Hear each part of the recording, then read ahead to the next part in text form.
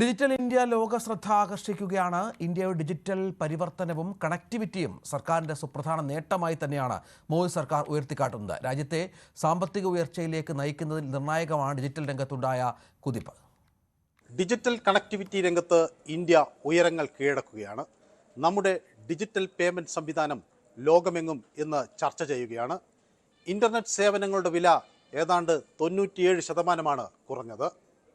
പ്രധാനമന്ത്രി Narendra Modi digital India സംരംഭത്തിന്റെ 4 പ്രധാന സ്തംഭങ്ങളെ വിശദീകരിക്കുന്നത് ഇങ്ങനെയാണ്. ഉപകരണങ്ങളുടെ വില കുറയ്ക്കുക, രാജ്യത്തുടനീളം ഡിജിറ്റൽ കണക്ടിവിറ്റി ഉറപ്പാക്കുക, എല്ലാവർക്കും ഡാറ്റ ആക്സസ് സാധ്യമാക്കുക, ഡിജിറ്റൽ ഫസ്റ്റ് ദേശീയ ലക്ഷ്യമാക്കുക. വലിയ പ്രാധാന്യമാണ് രാജ്യം ഡിജിറ്റൽ മേഖലയ്ക്ക് നൽകുന്നത് എന്ന് ഇതിൽ നിന്ന് വ്യക്തം.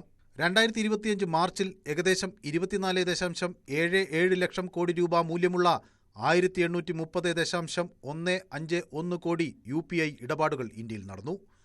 UPI സംവിധാനം ഇപ്പോൾ ഏകദേശം 460 ദശലക്ഷം വ്യക്തികൾ ഉപയോഗിക്കുന്നു. 65 ദശലക്ഷം വ്യാപാരികളും ഉപയോഗിക്കുന്നു. ഏറ്റവും ചെറുകിട ഇടപാടുകൾ പോലും ഡിജിറ്റൽ പേയ്മെന്റുകളായി നടക്കുന്നു. ഏകദേശം 50% ചെറുകിട മൈക്രോ പേയ്മെന്റുകൾ ഡിജിറ്റലായി തന്നെ നടക്കുന്നു. 5G സംവിധാനം 22 മാസത്തിനുള്ളിൽ രാജ്യത്തെ 99.6% ജില്ലകളിലെത്തി. ഹൈടെക് സാങ്കേതികവിദ്യ ഇന്ത്യക്ക് വലിയ സാധ്യതകൾ തുറന്നു.